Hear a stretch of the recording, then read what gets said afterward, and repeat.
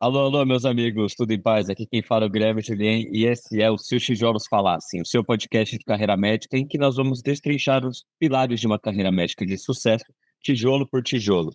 Estamos aqui mais uma vez numa versão online, uma versão à distância. Esse é o nosso terceiro episódio, se não me engano, que a gente está fazendo isso. É uma coisa que a gente está se adaptando, mas aqui a gente acha a solução, acha desculpa para gravar e trazer histórias para vocês.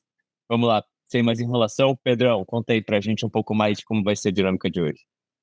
Perfeito, Gui, mandou super bem na apresentação, né? A gente brinca aqui quando a gente vai no estúdio, quer dizer, né, ou no consultório de um dos nossos convidados que a gente está fazendo uma invasão.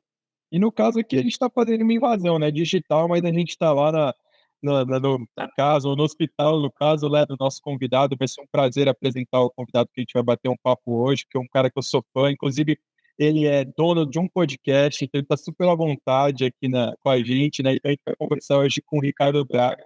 Ele é coordenador da equipe de hospitalistas lá do Hospital do Horizonte, lá em BH, por isso que a gente está fazendo essa gravação à distância, e também é presidente do capítulo mineiro da Sociedade Brasileira de Medicina Hospitalar, um cara que eu virei fãzaço, tive a oportunidade de conhecer presencialmente recentemente, e estou muito feliz de poder conversar com você, Braga, conhecer um pouquinho da sua trajetória, inclusive um pouquinho da medicina hospitalar aí, que tenho certeza que você é uma das lideranças no setor aqui no Brasil, e a gente compartilhar esse conteúdo todo com nossos ouvintes vai ser um prazer.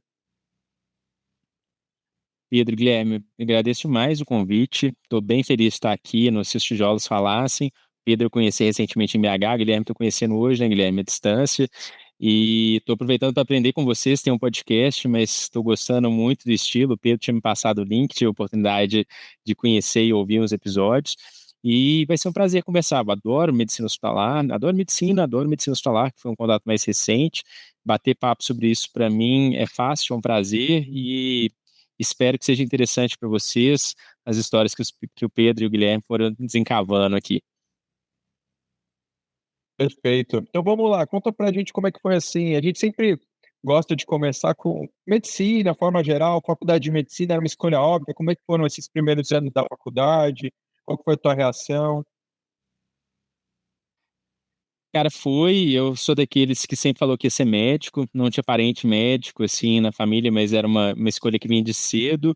Na reta final do ensino médio, tive uma dúvidazinha com física, mas escolhi medicina mesmo. E aí, depois que eu entrei, né, comecei em 2008, perdão, comecei em 2002, 2008 foi a residência. E aí, em 2002, eu comecei faculdade e curti demais, cara. Foi um outro mundo, né? E aí tem a parte da medicina específica e tem a parte da faculdade, né? De sair do ensino médio, mudar de ambiente. A turma aqui, não sei como é de vocês, é uma turma que eu considero grande, eram 160 na minha época, meu semestre. E embora teve aquela demora para começar o contato com a parte mais prática, né? Da coisa mais clínica, eu tive muito prazer desde o início, assim, sofri com algumas disciplinas, bioquímica talvez seja a principal, mas curti, assim, foi uma escolha que eu tive poucas oscilações, não me arrependi, não. Não, e conta pra gente, assim, que nós já tivemos gravações com alguns convidados que não tiveram formação aqui em São Paulo, né, mas a grande maioria dos nossos convidados foram todos que se formaram aqui na região, ou outro no interior, deixou de ser capital, assim. Como que é a faculdade aí, né, em Minas, foi em BH mesmo que você se formou, né? Tem as intermédias, tem essa história de treinar, de centro acadêmico, de departamento científico, você chegou a participar de alguma coisa desse tipo? O negócio era mais estudar mesmo, se tinha uma cobrança forte?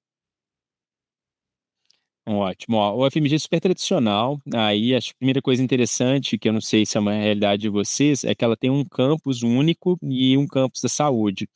E aí, a primeira parte, esse ciclo básico, é no campus único. Então, isso por si só é bacana, né? Um campus enorme, provavelmente bem menor, né, do que o da USP, mas bem grande. E aí você tinha mais interface com outros cursos, convivia mais.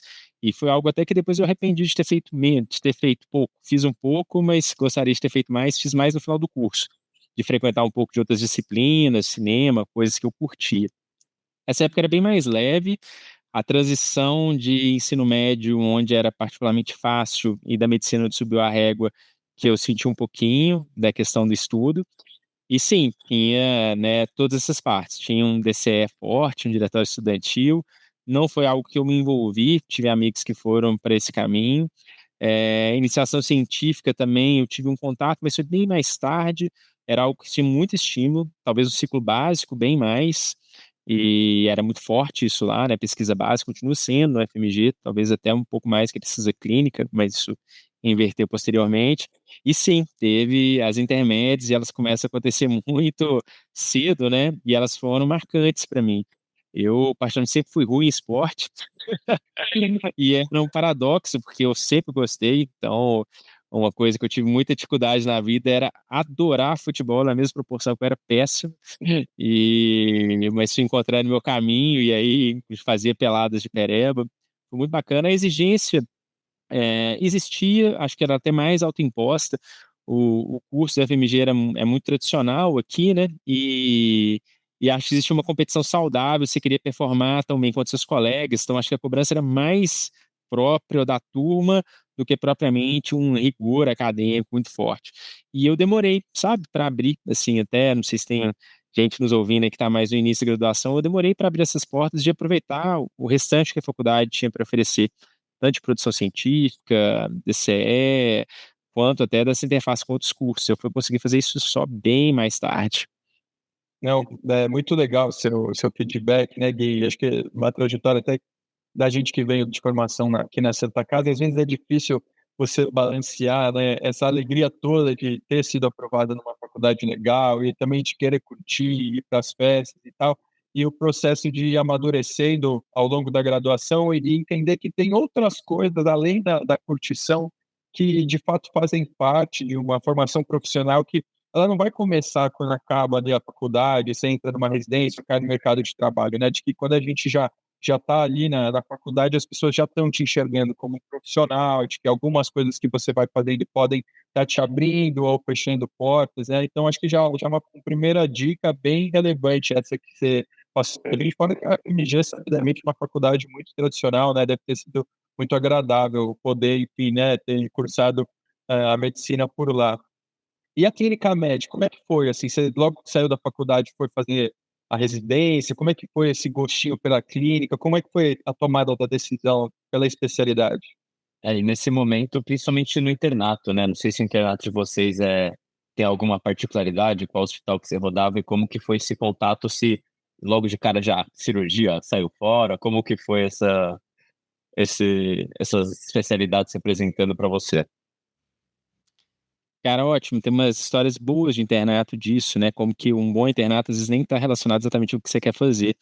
Eh, mas Pedro, eu gostei do seu gancho, não queria só deixar de abordar ele, porque você fala, essa maturidade, ela veio bem mais tarde para mim. E é isso, você tá como um mentor meu me disse muitos anos depois, você assina todo dia tudo aquilo que você faz, né.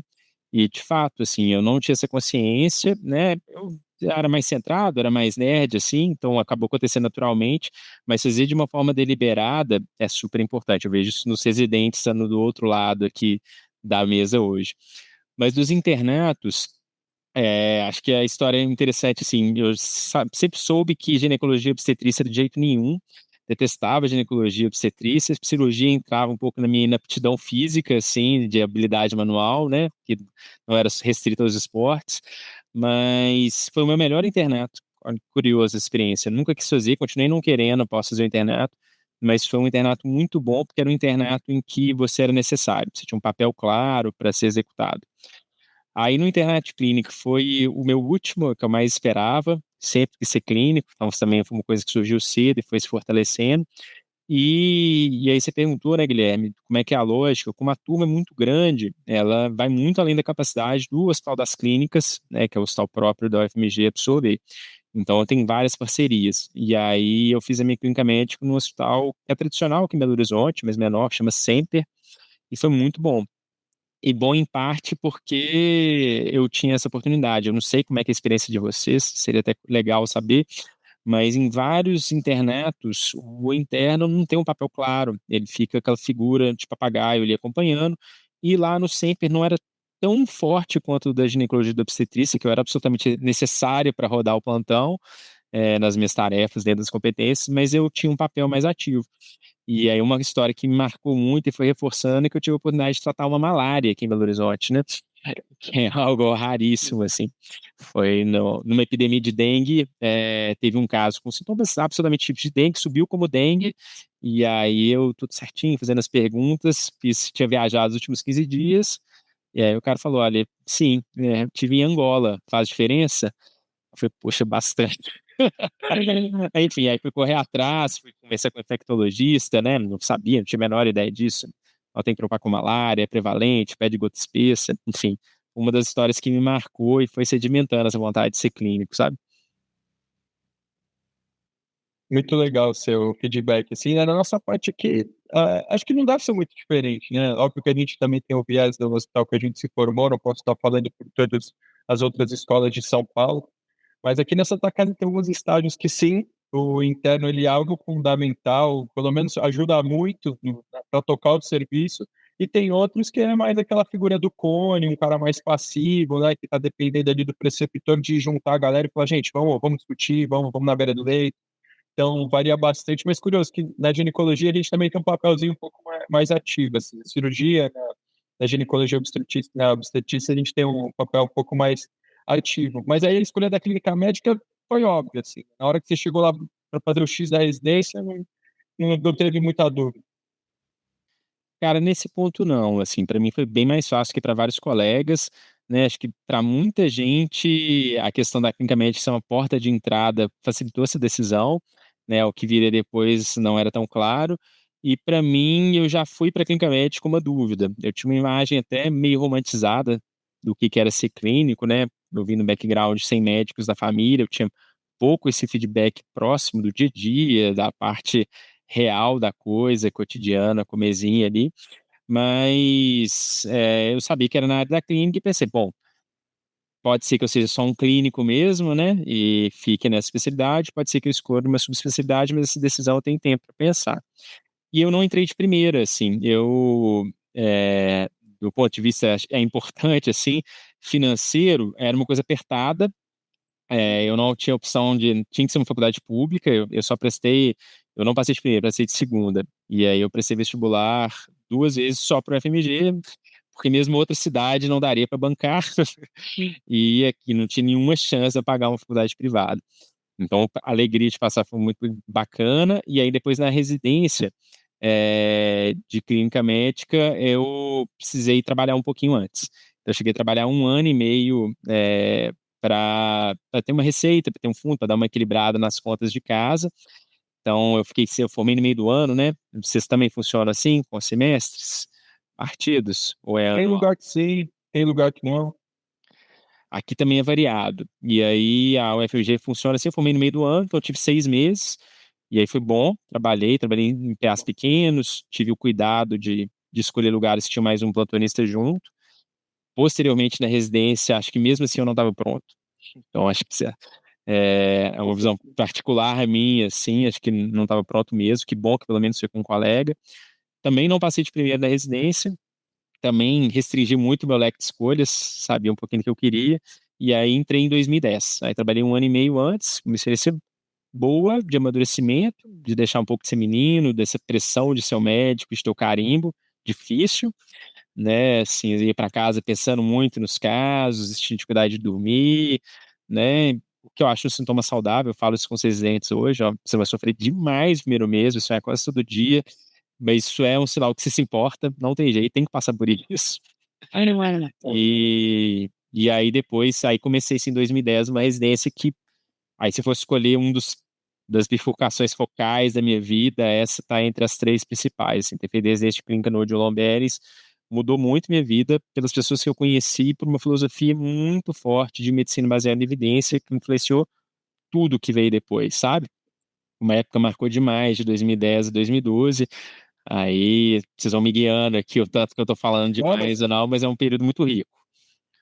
não, você tá indo super bem, é mais ou menos dessa linha aí, de contar um pouco como é que foi então a residência e tal, você tá é por isso, quem a gente brinca, quem já fala fácil, a gente não precisa conduzir muito, você já tá mandando super bem.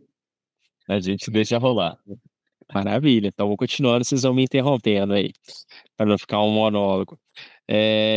Bom, aí residência de clínica, cara, foi um divisor de águas, acho que deve ser para a maior parte dos médicos, certamente é para a maior parte dos médicos, eu tive esse choque inicialmente de olhar retrospectivamente, ver o tanto que eu não sabia, de escancarar esse abismo.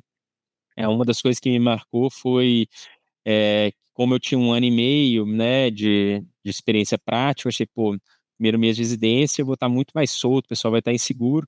E aí aconteceu quase que o contrário, esse choque de ver que tinha muito mais para saber, de perceber o tamanho, esse gap do meu conhecimento, me travou, acho que mais que meus colegas. E a medicina baseada em evidência acabou tendo esse efeito colateral também, sabe? Depois que comecei a ter contato, uma filosofia muito forte lá, eu pensava, soro, mas cristalóide ou coloide? 500 ou 250, né? 30 gotas ou 40? Então foi uma coisa até meio paralisante, assim, no exagero, sabe? Será que tem uma evidência que uma é superior? Para depois ir amadurecendo.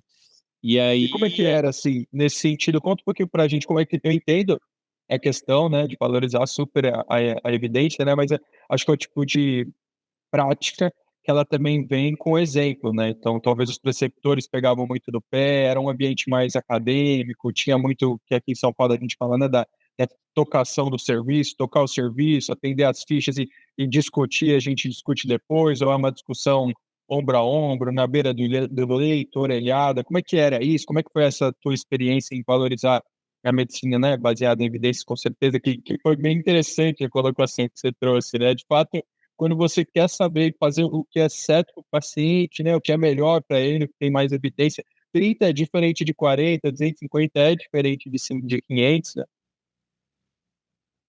cara, acho que talvez um meio campo do que você colocou, mais pro lado da supervisão. Então, a residência do Odilon, comparado com outros, ela tem uma supervisão muito próxima, mas tem o lado, assim, ele realmente é um serviço que depende do residente.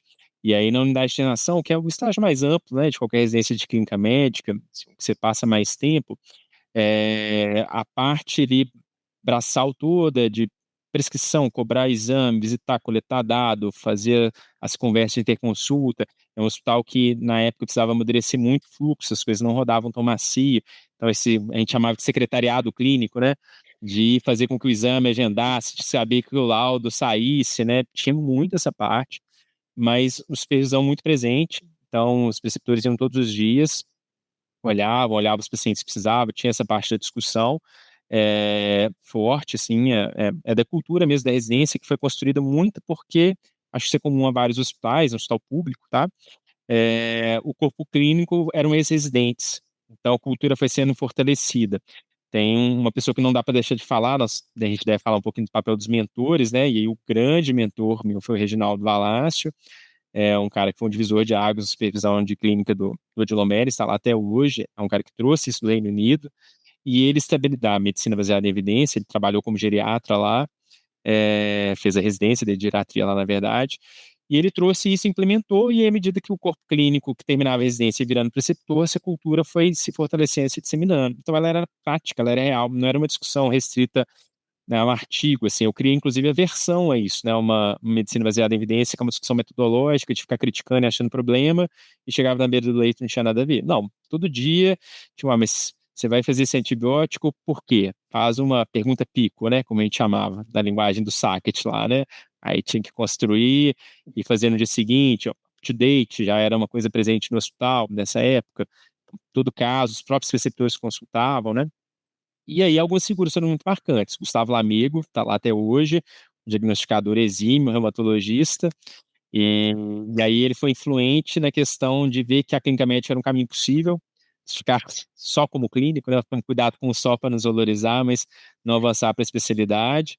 O Reginaldo Valácio, que deu um tom, né, você fala dos modelos, né, como que isso é chave, cara, como que residência tem a parte prática mesmo, você vê como que seu preceptor atua, constrói, né? Então, no compromisso do paciente de não só falar, mas fazer, você vê ele fazendo isso, aí ele saindo tarde, ele ligando para um outro caso, cobrar isso dos outros, os outros preceptores. Então, eu amadureci como pessoa demais, era muito centrado nas minhas necessidades, contando papel chato, tô cansado, e aos poucos fui vendo muito o lado do paciente, né? Uma história marcante, de novo, esses episódios que vão. Eu lembro de eu conversando com o Gustavo Lamego. Não, Gustavo, hoje teve 3 admissões, tem 3 altas para fazer tal, e esse cara intercorreu. Tem como esse paciente aqui a gente deixar alta para amanhã para fazer? Ele falou: ah, a parte técnica eu discuti, vou deixar você decidir. No fundo, ele não quer sentir o peso da responsabilidade, sabe? E aí, claro que eu não tive coragem de adiar uma alta, saí tardaço, mas isso tudo foi construindo, né? Esse compromisso, esse foi um exemplo que foi, puxa, fundamental, assim. Então, mudou minha visão técnica da medicina, mudou minha visão de comportamento, de atitude do paciente, claro que uma construção longa, e trouxe muito para a prática. Eu vi eles usando, não era só um discurso, sabe? Muito legal. E assim, né, a gente brinca, a gente já teve alguns episódios muito interessantes, teve um com uma colega psiquiatra, professora aqui da Santa Casa, né, a gente sempre fala para quem está nesse momento da residência, que às vezes pode parecer muito duro, né, óbvio que não precisa ser um duro excessivo, né, que já vai ter um efeito negativo muito maior do que o efeito positivo, mas existe a transformação, né, exato, de você deixar de ser um generalista, recém-formado, por mais que com experiência de já ter trabalhado e um especialista em clínica médica, ela mora exatamente nesses pontos que te apertaram, que você teve que sair da sua zona de conforto, porque se for uma coisa muito light, você não vai se transformar, né? Você vai continuar a ser o mesmo, aprende uma coisinha aqui, outra colar, mas você não vai virar um clinicão, né? E até acho que é para esse lado que a gente pode seguir a nossa conversa. Como é que foi, visto que no primeiro momento, ao ir para a clínica médica, você já estava pensando que, putz, não estou mirando uma subespecialidade, mas como é que foi tomar essa decisão? Foi uma coisa tranquila? Você chegou a flertar com alguma? E aí, como é que foram depois, saído da residência, seus próximos passos aí no mercado de trabalho?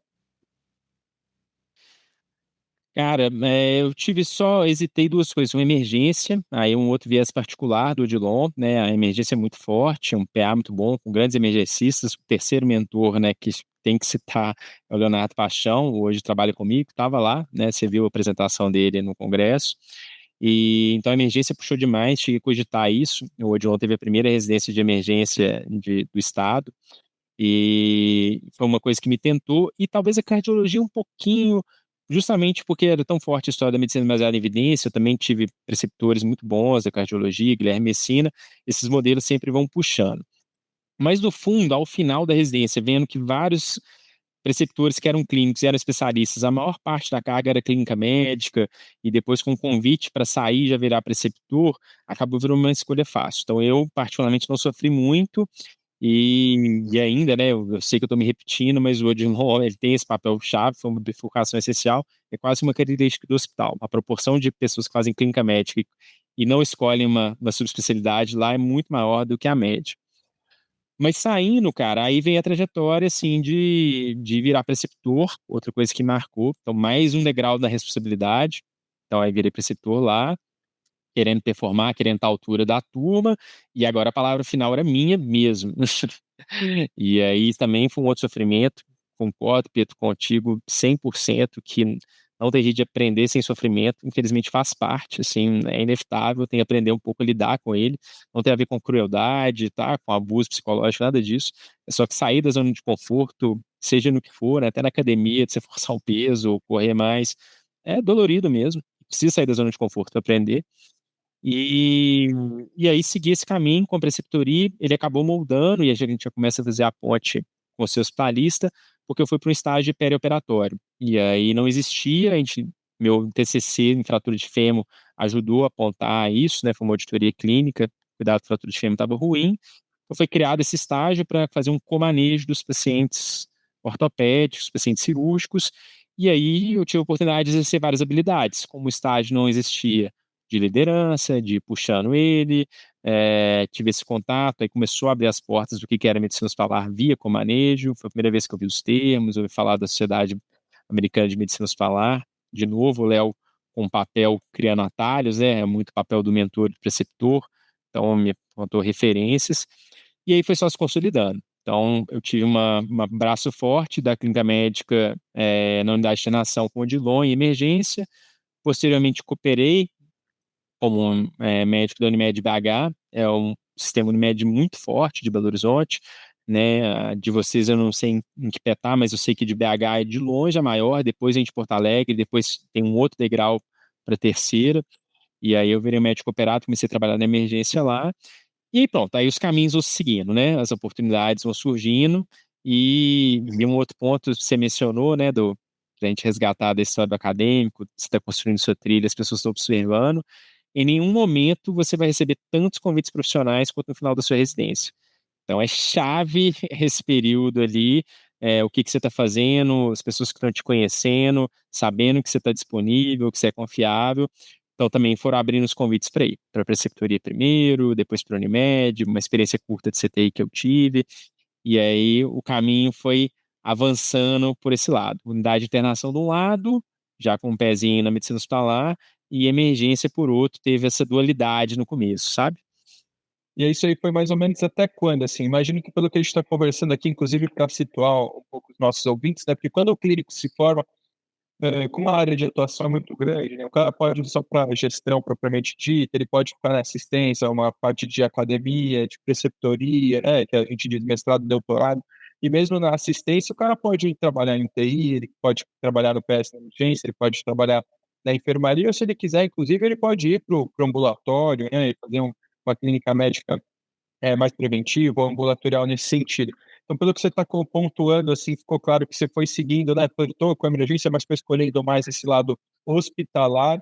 E como é que as coisas foram progredindo para, assim, sabe, a gente começar a falar de uma... Claro, se tiver alguma consideração prévia a isso, por favor, mas como é que, né, as coisas foram progredindo para a gente falar de uma medicina hospitalar, né? Porque falar falar dela, eu acho que inclusive a gente tem um espaço legal para trazer um pouco disso em São Paulo, que é um lugar onde eu fui ouvir a primeira vez no seu podcast, né, o Hospitalista, e por favor, você tem que divulgar aí todas as redes para o pessoal começar a seguir, porque ela está 100% alinhada com a gente tentar buscar soluções para um modelo de saúde hoje que está muito sofrido, né, então a operadora não está gostando da forma como as coisas estão rolando, o paciente insatisfeito, o médico insatisfeito, todo mundo com déficit, né, acima de tudo quem está sofrendo ali é, enfim, o paciente no centro do cuidado também sofrendo muito com isso, e a medicina hospitalar, pelo menos com o pouco que eu tenho aprendido recentemente, está vindo para dar soluções talvez para esse problema, né, não é algo que vai se resolver da noite por dia, mas parece ser um assunto muito fascinante entre esse elo da assistência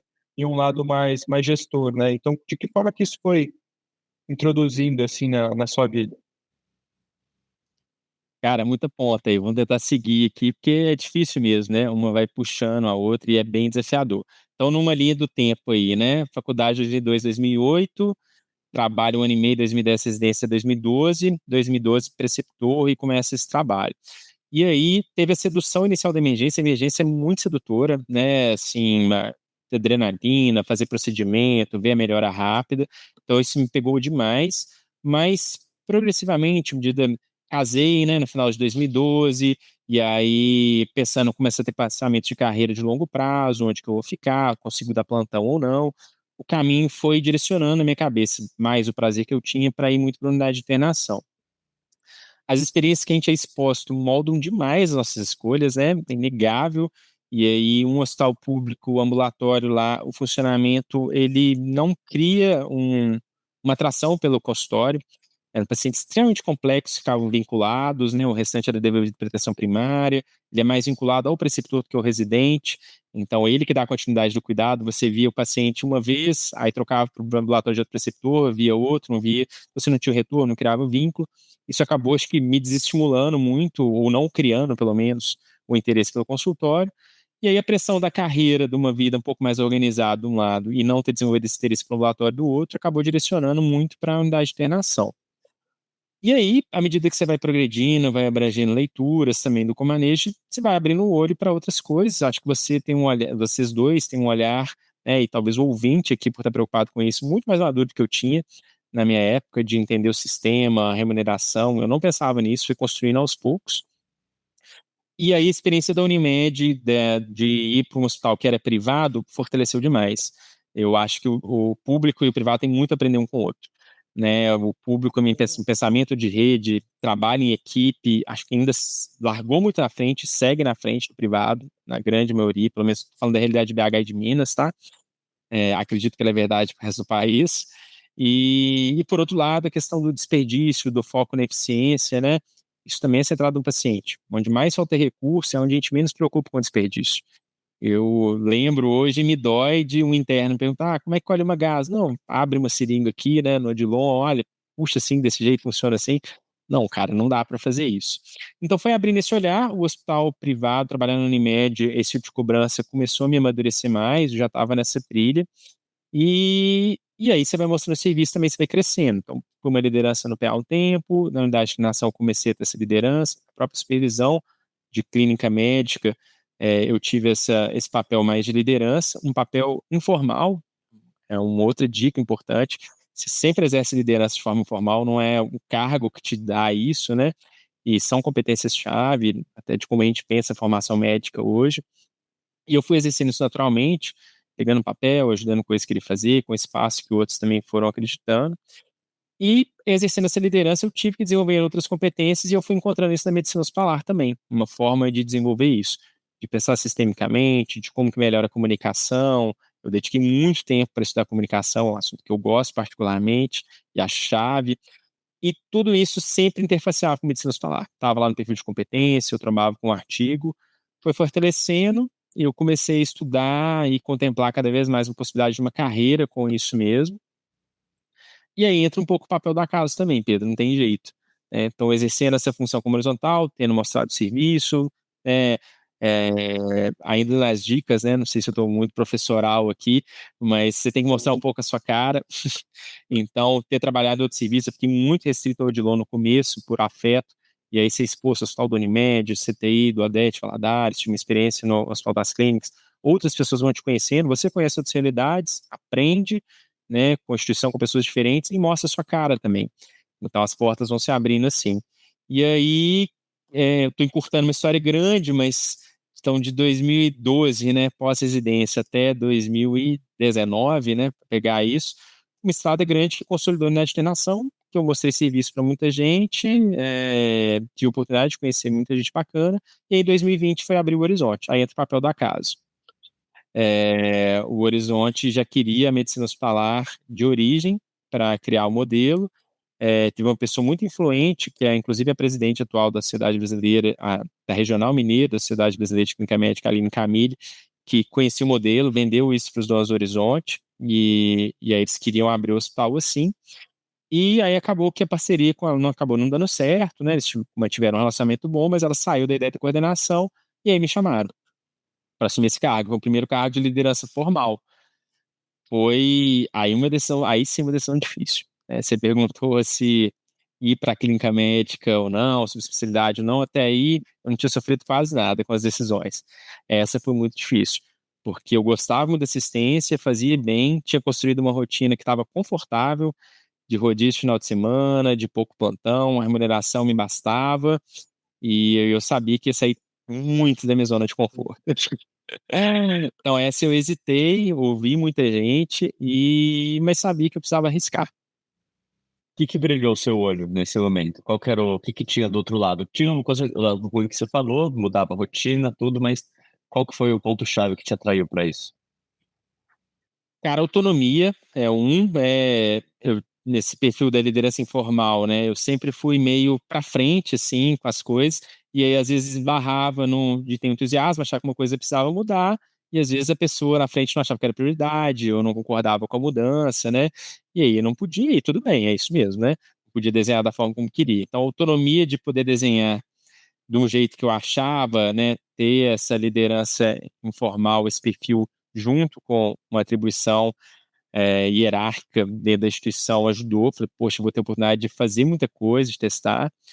Um pouco o desafio, se por um lado intimidava sair da zona de conforto e abandonar, vou crescer demais, né?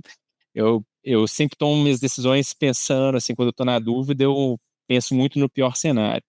Falei, cara, se eu arrepender totalmente, eles arrependerem de me escolher e me demitirem daqui a um ano, ou eu arrepender, eu posso sair e eu vou ter aprendido, né? E tô novo ainda, dá para retomar, dá para voltar atrás, sabe? Legal. Então essas duas E sabe, coisas pesaram. a gente não pode, desculpa ter te interrompido, mas a gente não pode deixar fugir boas dicas que para quem é um ouvinte atento, né, já pegou várias, mas essa inclusive de pensar no pior cenário, né?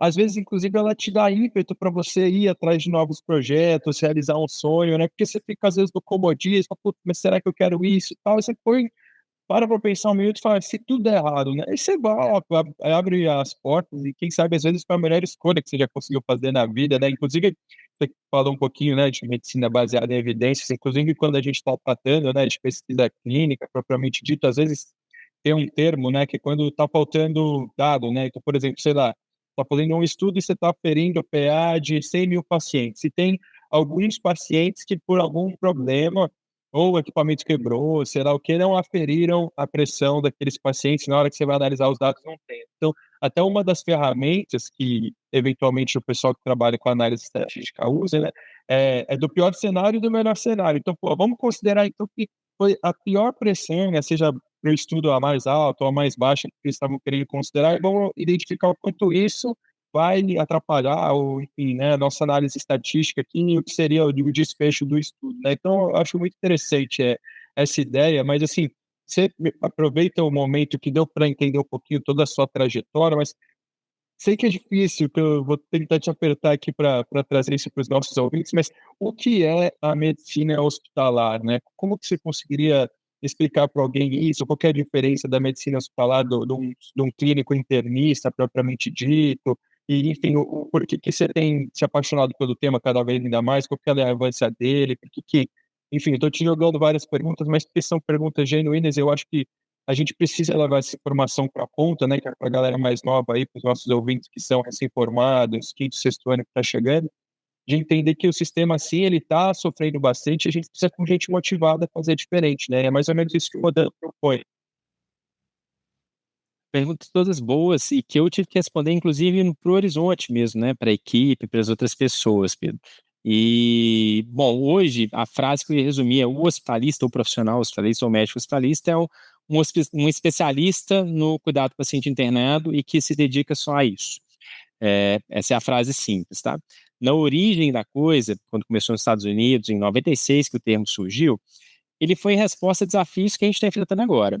Assim, uma pressão por eficiência, uma saúde cada vez mais complexa, né, mais comorbidades, pacientes mais idosos, o custo apertando, então as fontes pagadoras, e aí o próprio Estado lá, né, o Medicare, a Medicaid, eles pressionavam por isso, queriam pagar por eficiência, e criaram ferramentas para isso da RG, e ficou impossível um cara que olhava o consultório e olhava os pacientes dele internados entregar isso. E, bom, e aí o cara que estava no hospital, recém-formado, procurando espaço, começou a assumir essa função, se dedicar ao cuidado do paciente internado. Com isso, foi desenvolvendo competências, dedicava tempo, desenvolveu o perfil de competências e ele pegou um momento muito específico de amadurecimento da saúde, aprendendo cada vez mais com a indústria. E aí tem coisas que são importantes, assim, que quem estiver mais à frente na trajetória profissional vai reconhecer, quem está começando vai ter contato com isso em algum momento. O Errar é Humano, um relatório que, né, americano, que em 99, depois Cruzando o Abismo da Qualidade.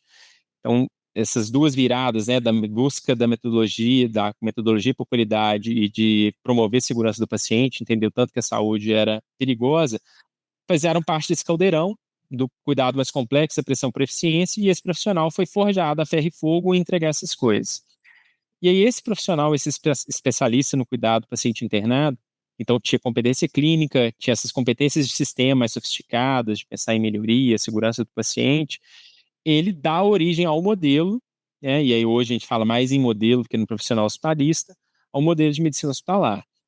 E aí a gente já começa a entrar em conceitos mais de livro mesmo, né, a frase pronta, assim. Então é um cuidado do paciente que não tem fragmentação, eu não sei se isso é uma realidade de vocês, mas é um profissional, uma equipe cuidando do momento que ele chega até o momento de sair, em vez de vários profissionais diferentes, ou fragmentado entre várias especialidades, o endócrino-glicose, um nutrólogo olhando, né, como é que está a aceitação, um infecto para discutir um antibiótico. Todas as especialidades agregam, viu? Não me entendam mal, não estou falando contra elas, mas é a figura de ter um coordenador central ali do cuidado, que assume, não fragmenta o cuidado, que olha do início ao fim e que gerencia esse cuidado numa perspectiva clínica. Então, estabelece meta para alta, coordena um pouco o time ali, e esse time andar junto. O que a gente precisa fazer para essa alta caminhar? Quais são as oportunidades, né, de intervenção precoce, né? Os riscos que a gente pode mitigar desse paciente. E aí, com as 1000 ferramentas de fazer isso, né? várias você viu lá no congresso, né, Pedro? Reunião multidisciplinar, huddle de segurança, plano terapêutico, e eu trabalho em equipe, outro pilar. Bom, e aí, da origem desse modelo, que tem esse pilar também do trabalho em equipe, o cuidado coordenado e o cuidado não fragmentado, seriam, acho que, os 3 pilares essenciais, assim. É um jeito de cuidar do paciente internado que pensa isso, pensa melhoria contínua, e que, no final das contas, quer entregar muito do que você falou, Pedro. Quer entregar um cuidado de qualidade, que envolve um diagnóstico preciso, a terapêutica apropriada, que a gente aprende muito na faculdade, mas envolve outras coisas. Envolve fazer isso com os recursos adequados, envolve evitar tempo desnecessário no hospital, então se ataca todos os problemas de uma vez, tem um foco claro, entende que o hospital é uma intervenção cheia de efeitos colaterais, cheia de riscos, então da mesma forma que você não brinca com uma trombólise, você não brinca com uma internação, o paciente não pode ter alta nem um dia antes do necessário, mas nem um dia depois, né? Esse período dele deveria ser minimizado, então tem esse foco, e o foco na melhoria contínua, né? Todo hospital, pode pegar o Einstein, o Sírio, o Moinho de Ventos, né? Qualquer um desses hospitais sempre vai ter problema, é inerente à complexidade da saúde, e ter esse cara na ponta pensando na melhoria, focando no paciente, entregando o lado clínico do que precisa acontecer e promovendo isso, não sendo só um cara que reclama, um cara que constrói a solução junto com a instituição. Eu acho que é sobre isso que é o modelo de medicina hospitalar. Foi meio extenso, né? Espero que tenha respondido. Não, eu te coloquei numa saia justa, mas é porque, assim, realmente é um tema tão interessante, né? E é óbvio que eu sou suspeito para falar, né? Mas, assim, você pontuou muito bem várias coisas que são demais e ferramentas realmente da medicina hospitalar para a gente aplicar no dia a dia, para quem trabalha em hospital, né? E aí você comentou do comanejo, né? Então, assim, para muitos dos nossos ouvintes que nunca ouviram falar do termo, e acho que você tem muito mais propriedade para resumir a ideia do que eu, mas sabe-se que algumas especialidades, quando tem um paciente complexo, às vezes um cara que, ou uma senhora, enfim, né, que já tem algumas comorbidades interna, e a gente vem falar, né, que, putz, internou uma fratura do fêmur, que é um clássico, né? Geralmente internou no nome do ortopedista, o ortopedista que vai lá, que prescreve, que faz a reconciliação medicamentosa. Então, o senhor de idade, tem insuficiência cardíaca, doença renal crônica, diabetes, hipertensão, que caiu, fraturou o fêmur, além disso tem uma síndrome demencial em investigação no ambulatório. E aí, enfim, antes, não sei dizer do ponto de vista temporal, se é só a prática você viveu essa transição, mas antes era só o ortopedista que ia lá, prescrevia, reconciliava e, putz, vamos mandar para a mesa cirúrgica, abordou. E o que o pessoal identificou foi que esse modelo, além de ter um custo caro pelo risco das intercorrências que o paciente, né, viria a apresentar e o próprio risco inerente, enfim, dessas intercorrências para o cuidado, né, para o próprio bem-estar do paciente, talvez valeria a pena adicionar um clínico para fazer esse cuidado, mas não naquele modelo de interconsulta, né? Ixi, então, estou com uma dúvida se o potássio está muito alto, se para o paciente doente renal crônica normal, ou se está muito baixo, reponho, vou ver, vou repor VO, será que algum dos medicamentos que ele está tomando? Aí o ortopedista lá, digitava no sistema, ou à mão, né? Pedia para o clínico ir lá avaliar, e aí X tempo o clínico ia, às vezes no dia seguinte, se o pedido foi tarde, aí ele, sugiro, né? Então, falava, na minha visão clínica, você tem que suspender essa medicação, aí o ortopedista vai fazer isso para prescrição do dia seguinte, então é um processo lento, e o comanejo é que o clínico, na verdade, ele vai estar paralelamente, com cuidado junto com o ortopedista ou outras especialidades de forma geral, né, tô tomando essa ortopedia como exemplo, e ele vai ser ativo no cuidado. Então, na hora de fazer a prescrição, deixa que o clínico vai fazer essa reconciliação, mas sempre também no trabalho em equipe, na conversa, "Ó, tô fazendo assim, tô fazendo assado", né, e acho que você comentou um pouquinho que acho que na sua residência, o TCC se tratou disso, né, você acha que tem alguma consideração adicional para a gente compartilhar? Porque tem muita gente que não tem esse contato, né, nem entende quão valioso também o comanejo como só um dos desdobramentos da medicina hospitalar, né, é tão importante para a gente garantir uma assistência de qualidade e segura para os pacientes. Pedro, acho que você explicou super bem o conceito, viu? Assim, se for o podcast ou o congresso, estou feliz. É, cara, o Comanese se confunde com a própria história da medicina hospitalar, né? Assim, de certa forma, muito veio daí. E aí tem as coincidências, né? Assim, eu entrei por essa porta, né, do meu estágio inicial na residência como preceptor, e por outro lado, o Comanese ele foi muito estudado no paciente ortopédico. Óbvio que no fundo não é coincidência, porque esses pacientes são exatamente o que você falou, idosos frágeis, multicomórbidos, né, em que as coisas caminhavam mal. E aí vieram as primeiras evidências de sucesso do modelo. E você também definiu bem, assim, que a grande diferença é que é uma corresponsabilidade, então, talvez a primeira palavra-chave, né? É um médico assistente, alguém opinando, eu particularmente tenho ojeriza ao sugiro, e aí acho bacana, e ao mesmo tempo, outra grande diferença é que ela é muito estruturada. Então, os papéis e as responsabilidades são claros, eles não são fixos, né? Cada lugar pode definir de um jeito, mas envolvem isso. Quem que prescreve? Quem que pede exame? Quem que dá alta, quem comunica com o paciente. Isso tudo fica acordado, é construído junto, então você não tem nem redundância, duas pessoas fazendo, diminui conflito, né? A história do que foi combinado não sai caro, né? E nem tem omissões, talvez o maior risco, né? E aí, essa parceria pode ser, inclusive, o clínico ortopédico, ela é chave, porque vem daí, tem muita oportunidade de melhoria. Vascular é outro essencial, o único que tem evidência de reduzir mortalidade, justamente pelo perfil dos pacientes, né, muito graves, e, e que tem a ver com integrar as competências, né, assim, na época da graduação, o ortopedista, coitado, é um dos estereótipos, né, da crítica, assim, do humor, e não tem nada disso, né? Tem competências específicas para agregar, o clínico tem outras, e dessa parceria vai resultar o melhor para o paciente, assim, que é o foco da medicina hospitalar. Isso pode acontecer com o clínico, com o neurocirurgião, o clínico com o oncologista, tem várias formas de estruturar o manejo mesmo.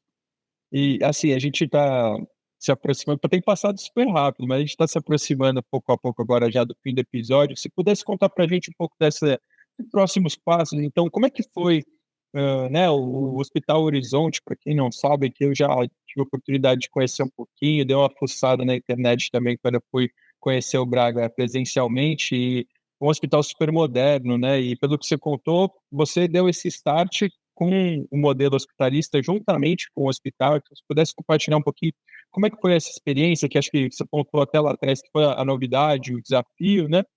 E contar também um pouquinho de como é que surgiu o podcast Hospitalista, né? Que eu já estou enchendo o saco aqui, que fica a direção de casa mesmo, para todo mundo conhecer, independente da especialidade, principalmente para aqueles que forem trabalhar em qualquer especialidade que vai ter algum contato com o hospital.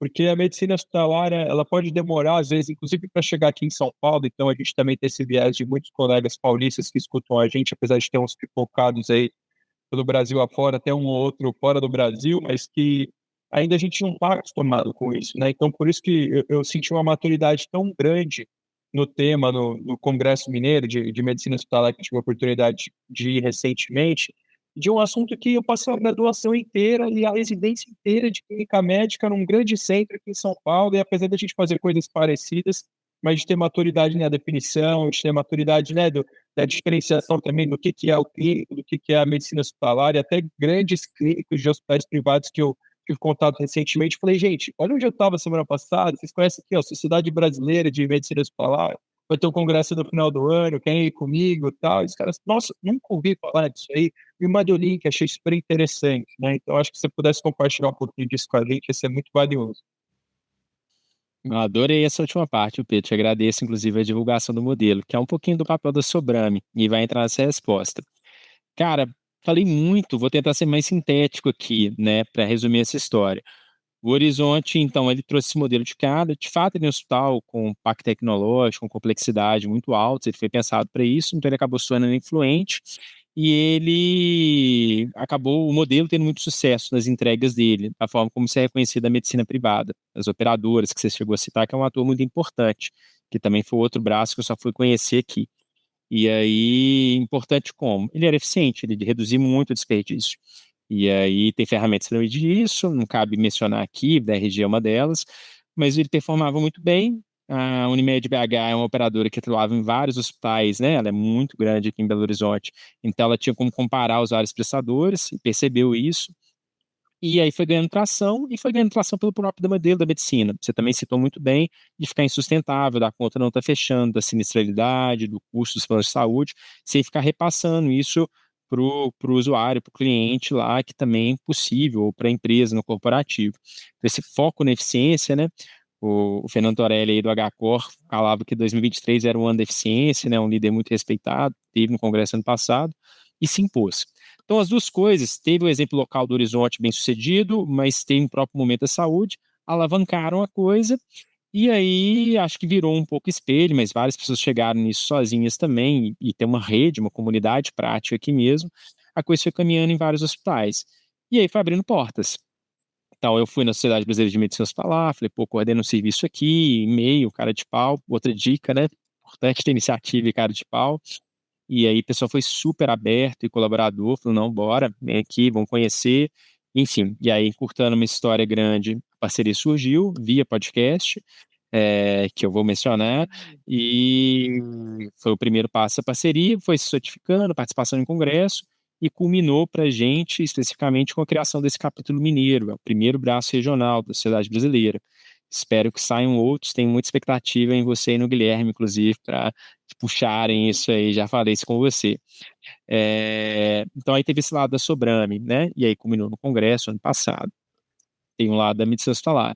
E do podcast, e aí já é anterior. Então aí é uma história muito grande.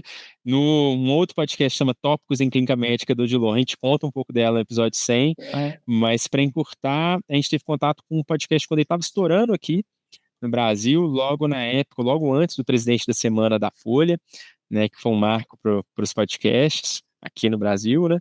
E aí a gente começou a fazer um amador, cheguei a falar no 15 Minutos em Emergência, inclusive gravar, que é um importante também, né? Muito antes do Tá de Clinicagem, que eu acho que hoje é o maior de clínica médica, então a gente teve esse. Aí eu dediquei, estudei para cá, aprendi como é que funcionava, eu e um grupo grande de pessoas, é bom ressaltar. Depois na Unimed, levei isso de novo, aí como cooperado, vamos fazer um podcast na Unimed, e aí fizemos, um para os cooperados, depois um para o cliente, e nisso fui só amadurecendo, aprendendo a fazer, criando desenvoltura, como certamente vocês estão fazendo. E aí, tanto que no Horizonte, né, quando eu fiz o Sobrame, eu falei, olha, a parceria, eu quero trabalhar com vocês, o que que eu posso oferecer? O know-how de como fazer um podcast. A sociedade não tem ainda, posso assumir isso, posso ajudar vocês, e abriu as portas e os paristas surgiu assim, com a sociedade também, o André Wagner na época, depois o Rogério Palmeiras e hoje o Fabrício Fonseca, sendo muito encorajadores, assim, apoiadores do projeto mesmo, como foi muita coisa nessa trajetória, né, da instituição do Horizonte. Então, as histórias se entrelaçam, né? Sobrame, podcast, Horizonte, Medicina Hospitalar.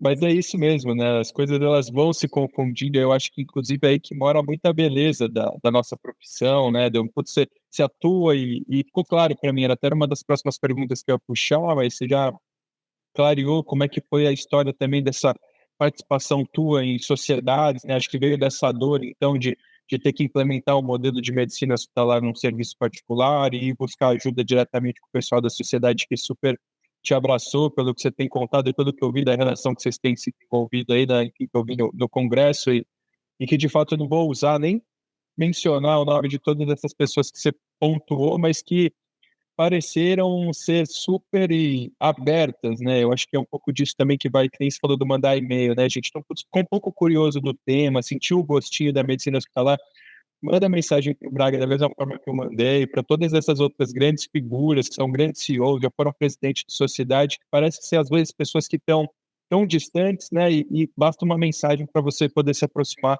de alguém que pode ser inclusive um mentor um dia, né, e é um pouco disso que a gente faz aqui no Se os Tijolos Falassem, né, a gente sabe que tem figuras que estão lá em cima e que, por vezes, para o aluno, para o recém-formado, para o residente, parece que são tão distantes de você poder bater um papo, tirar umas dúvidas, pegar uns conselhos, né, e acaba que a gente faz indiretamente aqui, então foi muito gostoso e mais fã teu ainda ao saber que você é um cara que já curte podcast faz tempo, já teve outros, eu vou buscar me inteirar e escutar, porque realmente o outro lista que você faz eu já acho que tem uma qualidade muito legal, você tem uma facilidade grande de perguntar conceitos bem interessantes para os ouvintes, é um episódio dinâmico, ele tem um tempo, né, a duração do episódio ela é bem legal e, enfim, se tiver alguma consideração, contar um pouquinho para a gente esses próximos passos, né, porque como vocês já fizeram um baita de um congresso aí, né, o primeiro congresso regional, né, o primeiro capítulo regional da Sociedade Brasileira de Medicina Hospitalar, o que você está vendo de próximos passos, tanto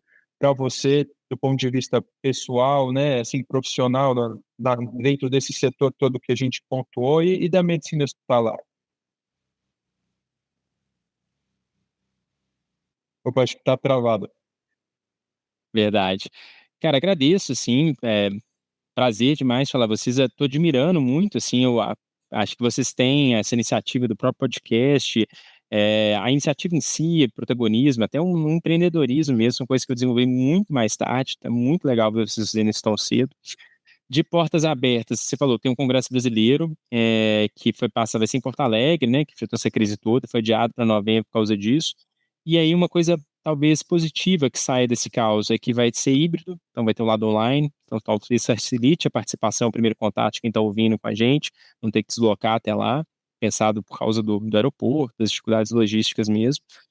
Ano que vem, isso já dá para anunciar, o Congresso Brasileiro vai ser em BH, então, Pedro, a próxima vez agora a gente já tem o telefone um do outro, espero que você venha, que traga mais gente, e aí eu vou te apresentar umas coisas específicas de BH e de Minas, que é bem gostoso, eu sou suspeito Eu para falar. eu sou fã de BH, assim, né? Eu fui poucas vezes, mas eu já tinha ido uma vez também com a minha mulher e depois voltei aí no congresso e sempre tem uns mineiros aqui em São Paulo, né? Inclusive um colega que eu divido aí, um cargo de coordenação no hospital aqui em São Paulo, ele é mineiro e a gente todo dia, né, resolvendo um probleminha aqui, outra colar, discutindo o caso e tal. Eu fico com essa voz do mineiro, o mineiro ele é tudo simpático, eu adoro e com certeza eu vou estar presente, sim, vai ser um prazer. E a última porta, cara, aberta, assim, que é uma que a gente está atravessando tem pouco tempo, mas uma que me entusiasma meio que a gente tem essa vontade de levar a medicina hospitalar, a gente acredita muito nisso, né? Acredita nisso como Sobrame, como capítulo mineiro e no nível mais pessoal. E aí, esse que eu falei que vocês são pioneiros, que são, não sei se precoces ou estão na idade certa, mas de já ter esse empreendedorismo tão cedo. E aí, uma coisa que eu não tinha pensado e que apareceu na vida também, com sócios que eu tomei no Horizonte, né, da equipe, pessoas que ajudaram a construir, a gente formou a Virtus, e que tem esse propósito de ajudar a implementar, né, a medicina hospitalar, e agora a gente está trabalhando em parceria com a eficiência hospitalista do André Wagner, que você também conheceu, né, e aí é uma coisa também que tem ajudado a crescer e abre horizontes legais, né, de trabalhar. Lógico, eu acho que, assim, eu ainda estou começando muita coisa na nossa carreira, né, Gui? A gente, considerado com as pessoas com quem a gente chamou aqui, a gente já fez bastante coisa, mas acho que a ideia é assim que você pensar que você está começando, né? Quem mantém essa mentalidade sempre tem muito a aprender, sempre tem muito a fazer, vai muito longe, mas dá para ver o orgulho que você tem de conversar sobre tudo isso, sempre muito prazeroso conversar com alguém que sabe do assunto, que fala com tesão, né, assim, do que gosta e tal, então não tem como não ser sentir motivado ao conversar com você. Inclusive, parabéns por todo esse desafio que você falou, né? Que enfim, você beirou ali, putz, assumir um serviço e tal, dá para ver que você tem enfrentado, né, isso com muito sucesso. Eu sei que da parceria com o pessoal também, né, da eficiência hospitalista, que deve ser algo de muito prazer, muito orgulho para vocês e que a gente possa se encontrar outras vezes para falar de medicina hospitalar, também para poder tomar uma cerveja aí, que eu sei que em BH o pessoal gosta, né, comer um pão de queijo. Eu, Perfeito. eu nesse final aquele episódio, eu só tenho para falar que eu me peguei tô na posição de ouvinte, na verdade, quando eu vi o episódio foi, porque de forma consoante o que a gente conversou no começo, não é um tema que é muito abordado, né, durante a faculdade e todas as conversas médicas, é um tema novo, então quando eu percebi eu estava mais aprendendo do que achei que eu poderia contribuir ele fazendo um comentário, foi um prazer ouvir tudo isso, e muito, muito interessante e bonita a sua trajetória, foi muito prazeroso perceber como representou em você, pelo menos ao meu olhar, a vocação do médico ali, sempre o interesse de trazer o melhor para o paciente e também unindo todo o sistema de gestão. Foi realmente parabéns pelo trabalho, parabéns pelo projeto. Não, e Gui, Obrigado pelo tempo. tem outra coisa, Gui, muito curiosa que eu vi lá no congresso, que, enfim, o pessoal compartilhou, que o Braga faz parte. Aí, Braga, você pontua certinho qual hospital, não sei se é em Horizonte ou se é em algum outro que você trabalha, mas assim, né, principalmente os ouvintes que não estão acostumados com o que é a medicina no particular, né, a medicina das operadoras e por aí vai, você começa a ver que às vezes tem algum tipo de conflito, né, que ele disse, né, o operador precisa ganhar dinheiro, o hospital precisa ganhar dinheiro, o paciente quer exigir às vezes mais do que está no contrato, porque ele nunca precisa, ele paga caro, e quando ele precisa não estão dando, enfim, todo esse conflito, acho que o médico hospitalista, ele está ali organizando tudo isso, tem um papel fundamental.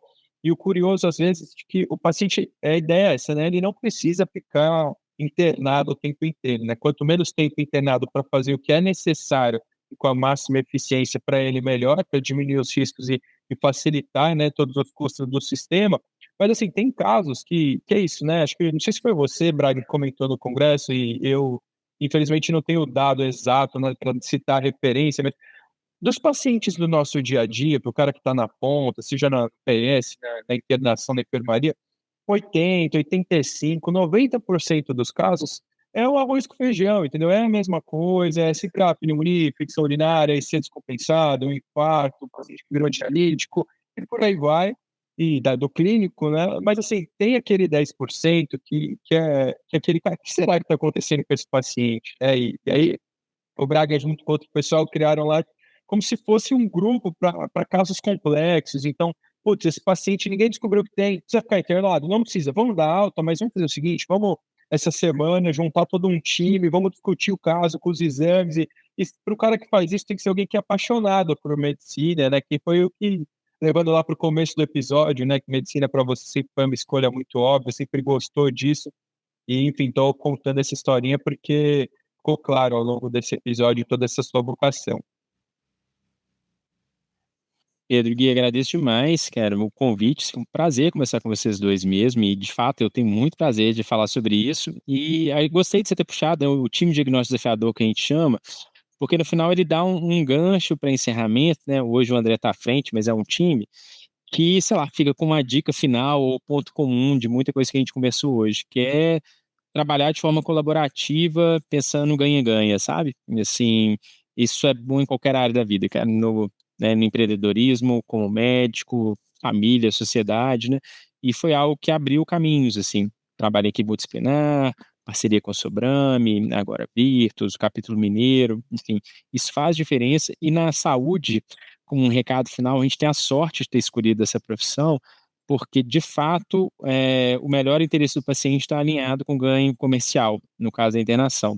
Então, você fazer uma assistência de qualidade, uma assistência que o paciente recebe o necessário é mais sustentável. Podia não ser assim, podia ter um conflito, e não tem. Assim, você fazer o melhor para o paciente, de fato, é mais sustentável.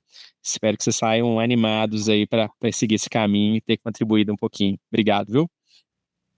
Não, legal, não tem forma melhor da gente encerrar esse episódio. A gente se vê no próximo, hein? Tchau!